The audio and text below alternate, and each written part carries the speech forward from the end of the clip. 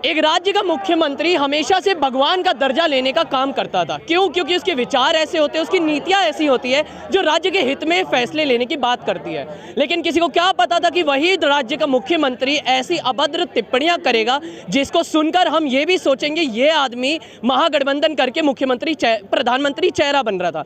नमस्कार, मेरा नाम है अर्चित सिंह तोमर और आप देख रहे हैं अखबार।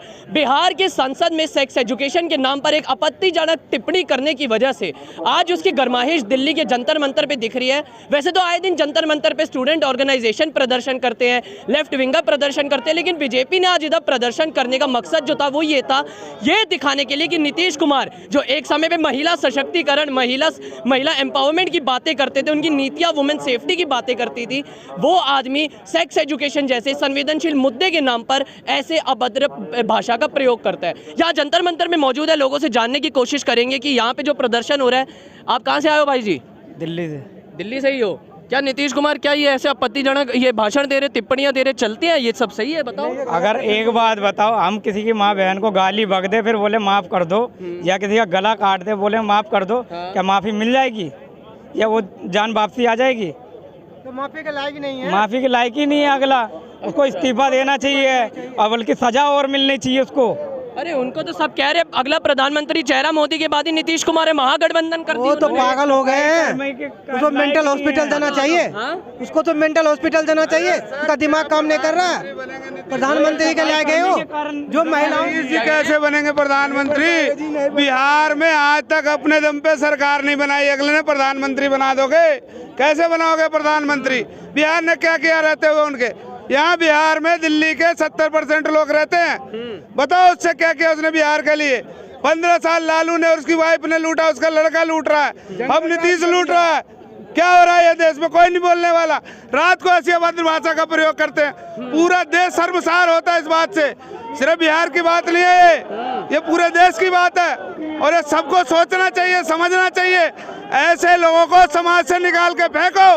ये नहीं होगा कि तुम बिरादरी के नाम पे लड़ो, जात के नाम पे लड़ो, देश के नाम पे लड़ो, राज्य के नाम पे लड़ो, तब तुम्हारा भला होगा। हाँ, एक तरफ सेक्स एजुकेशन के नाम पे महिलाओं के लिए ऐसी आपत्तिजनक टिप्पणी का वो प्रयोग कर रहे हैं, दूसरी तरफ उन्होंने माफीनामा भी अपना प्रस्तुत कर दिया। कोई माफी नहीं है, कोई माफी नहीं है सर। मैं कह रहा हूँ मैं जूता मार दूं, मैं जूता मार दूं नीतीश कुमार, मैं माफी मांग लूं, हो जाएगा माफी मेरे को?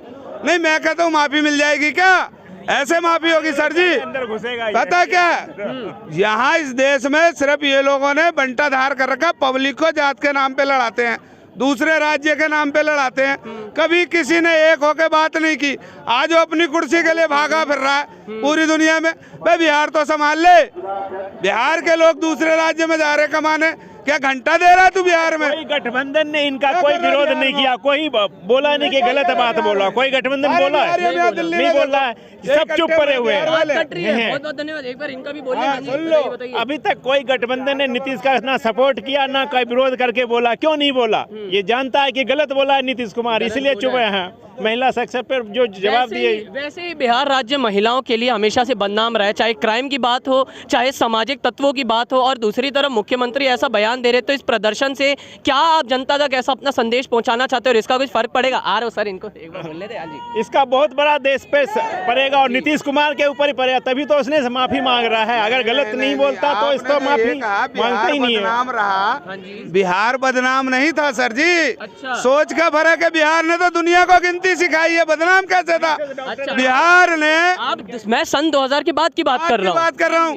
पहला बदनामी लालू, दूसरी राबरी और तीसरा नीतीश कुमार का घंटा है जो घूम रहा है, जिसे बोलना नहीं आता। क्या बात करो, बिहार क्यों बदनाम था? बिहार में माता सीता का जन्म हुआ, सबसे पावन और पवित्र धरती है बिहार। क्या बात कर, सम्राट अशोक वहाँ से, बिहार कैसे कमजोर हो गया? बात बताइए। नीतीश कुमार ने नहीं, हम लोगों को जाति में फोड़ा गया, बांटा गया।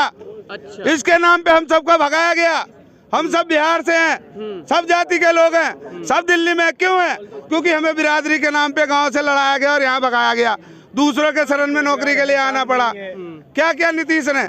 आज हर भांग पी लेता है, पता नहीं क्या करता हो, बोल दिया लेडीज के बारे में। अबे भाई शर्म कर, 20 साल हो गए। क्या कह रहे सर? बिहार के अंदर इतनी सारी फैक्ट्रियां बंद हैं, चटकल कपड़े के मिल, चीनी मिल, ये सारे बंद हैं। अगर रोजी रोजगार अगर देते तो हम लोग भी दिल्ली, बम्बई, कलकत्ता, मद्रास क्यों जाते हम लोग? हमें वही रोजगार देते तो हम लोग नहीं भटकते। हमें नहीं भटकना, हम चाहते कि अपने घर में रहें, अपने बाल बच्चों के साथ रहें, ठीक है। लेकिन फिर भी हम लोगों को भटकना पड़ रहा है, तो दर दर के ठोकर खाना पड़ रहा है। कभी यहाँ, कभी दिल्ली, कभी बम्बई, कभी कलकत्ता। बिहार में सारी फैक्ट्रियाँ चालू करें, हमें रोजी रोजगार वहीं मिले, हम वहीं रहना चाहते हैं अपने घरों में। तरफ राज्य के अच्छाई का काम करना चाहिए, राज्य के अच्छाई की बात करनी चाहिए, संसद में ऐसी टिप्पणियां सबसे गंदा नीतीश कुमार का सरकार, जितना हम लोग सोचे थे अच्छा है, उससे भी ज्यादा गंदा और भ्रष्ट है। अगर भ्रष्ट है तो बिहार की सरकार नीतीश कुमार है, ठीक है। उससे बड़ा कोई भ्रष्ट नहीं है, कोई भ्रष्ट नहीं है इससे ज्यादा। दूसरी तरफ वो बोलते हैं कि मतलब ऊपर से ऑर्डर आ गया, बोलता है कि एक तरफ माफी मांगता है, दूसरी तरफ कहते हैं कि जो ऊपर से ऑर्डर आया तब प्रदर्शन करते हैं। बोलते वक्त उसको शर्म नहीं आया था कि बिहार के लोगों को भड़कने के लिए? 30 साल से चाचा भतीजा का सरकार है। आज हम बिहार के रहने वाले लोग उसके शब्द से अपने आप को इतना शर्मिंदा महसूस करते। जिस प्रदेश का मुखिया नीतीश कुमार जी ने ऐसा भद्दा महिलाओं के विषय में बोला, जो कि सोचने का विषय है कि एक मुखिया हो के इतना नीचा शब्द बोल सकता है। आज हम बिहार से पूरे विश्व में पलायन करते हैं, बिहारी लोग क्यों करते हैं कि ऐसा मुखिया मिल जाता है। आज रोजगार की जरूरत है बिहार में, क्या स्थिति है आपको भी पता है। ये मास्टर की बहाली करके इतना बड़ा धांधली किया है, जो आप मीडिया के ऊपर देखा है कि लोग जो इसको बोलने नहीं आता, हिंदी 2 शब्द पढ़ा नहीं आ रहा है, जिसको पता नहीं है कि देश के प्रधानमंत्री कौन है, देश का किस राज्य का मुखिया कौन है, उसको बताने मास्टर को नहीं, उसको मास्टर बना रहा है। नीतीश कुमार एक भ्रष्ट नेता है और भ्रष्टाचार की एक पहचान दिया है उसको पता है, जैसा उसका सोच है, उसका आगे इतिहास उठा के देखिए वो कैसा उसका नेचर रहा है। वो अपने उसकी पत्नी महिला थी, उसका साथ वो नहीं दिया, तो वो क्या जनता को देगा? वैसे आदमी खाली जातिवाद के नाम पर राज कर रहा है। अगरा पिछड़ा की राजनीति के खाली अपवाद फैलाकर कोई काम नहीं है, ना अगरा का ना पिछड़ा का, अपवाद में वो राजनीति कर रहा है। जानते हो, जात मतलब होती है बिरादरी, वो जागेगा, जनता नहीं जागेगी। अच्छा। जनता तो सो रही है, वो बुढ़े हो गए, बच्चे के बच्चा हो गए, फिर भी दिल्ली में झक मरा रहा, नीतीश कुमार मरा रहा। मैं भी उसमें, अरे मैं भी देखो, ये बच्चे देखो सर जी, ये देखो फोकस करो जरा, मैडम दिखाओ, अरे बच्चे ये सब है बिहार से कमाने। नहीं देखो कितनी गलत बात है।